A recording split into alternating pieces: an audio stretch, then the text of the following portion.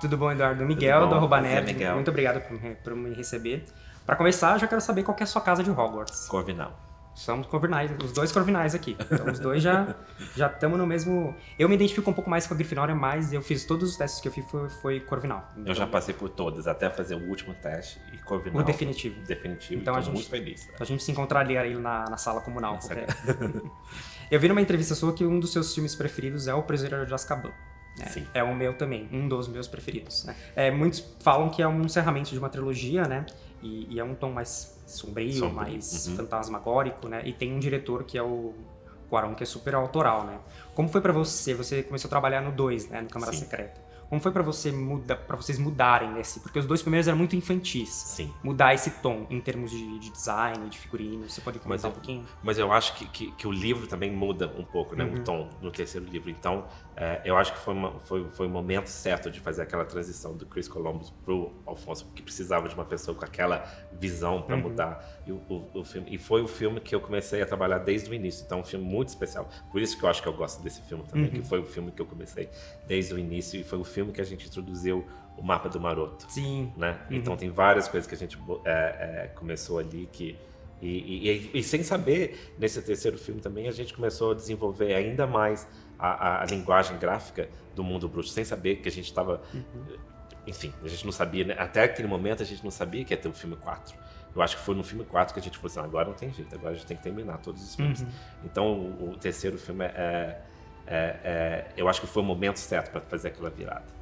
O Harry ganha uma nova vassoura, ele conhece tudo, novos e lugares. ele começa a ficar um pouco mais atento. Você tem razão, assim, os dois primeiros são um pouco mais infantil, e o terceiro não. Harry, a gente agora tem que... Tamo lá. Vamos lá. Se você tivesse que indicar um filme pra alguém, mesmo que não fosse na ordem cronológica, que dizesse mais sobre o seu trabalho, da franquia, quais que você... Para alguém que nunca tivesse visto a franquia do Harry Potter, qual seria o filme? É o sexto filme. O sexto filme foi o que a gente criou. No sexto e o quarto, na verdade, porque no quarto a gente introduz as outras escolas também, né? Beauxbaton e Armstrong.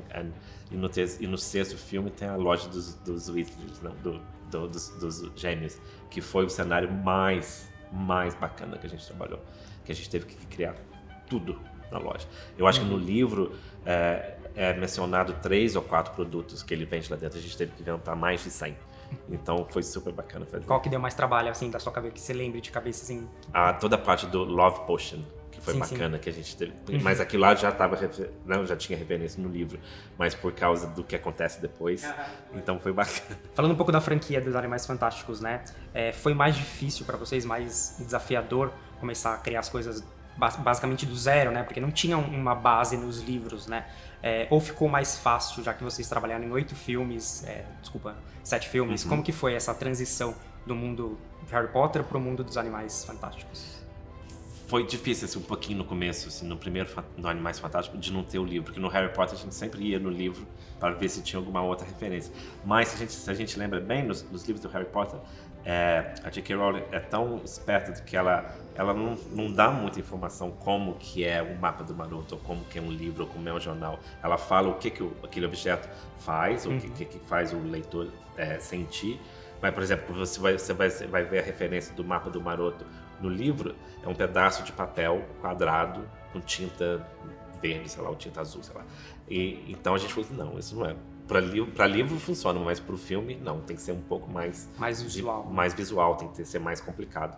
Então, com Animais Fantásticos, a gente não tem um pouco de uma referência foi um pouco, mas ao mesmo tempo a gente falou assim, não, gente, vamos criar esse mundo, vamos continuar criando. E como eu falei, a gente sem saber, a gente desenvolveu essa linguagem gráfica, então era só uma continuação do que a gente já tinha criado para os Harry Potter. Eu acho que um dos maiores segredos de Dumbledore nesse filme talvez seja a presença da Maria Fernanda Cândido, né? Ou era, né? Até um determinado momento. Como foi a sua reação quando você descobriu que ia ter uma brasileira? E o que vocês conversavam sobre de trazer de brasilidade pro filme?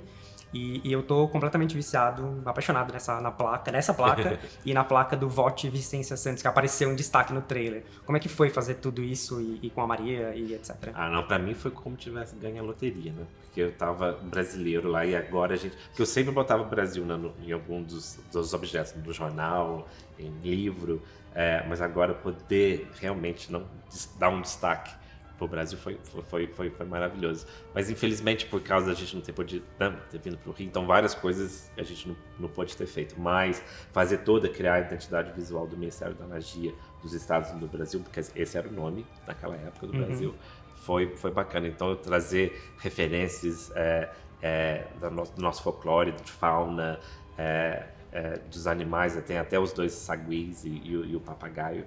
Então, assim, eu queria que tivesse mais tempo da gente poder desenvolver ainda muito mais coisas pro Brasil, mas a Vicência, não posso falar. Não pode falar, eu até sei o que você falar, mas eu até sei o que você falar, mas não pode. Mas eu já sabia desde o segundo Animais Fantásticos que o Brasil ia ser representado no terceiro. Essa que é a coisa chata quando a gente trabalha em filme, que a gente fica com todos esses segredos assim, entalado aqui, que você fica com medo de falar alguma coisa. Provavelmente deve ser da sua época, porque a Marília Gabriela tinha um quadro aqui no programa dela do Brasil, que era o Bate-Bola Jogo Rápido. Se você topar, eu gostaria de falar algumas palavras relacionadas ao universo do Harry Potter, você me diz o que vem na sua cabeça, em primeiro lugar. Profeta Diário. É o chefe editor. Editor-chefe. Editor-chefe. Quadribol. Quero jogar. A maleta do Newt. Tenho 2. Professor Dumbledore. Mestre. Professor Dumbledore do Jude Law. Lindo. Concordo. Loja dos Irmãos Weasley. Paixão. As Relíquias da Morte. 5. Eu vou deixar... Assim, pendente, né? Não, são 7, não são? Então, a resposta são 5. Então, algumas pessoas vão saber por que é assim. Vilão favorito?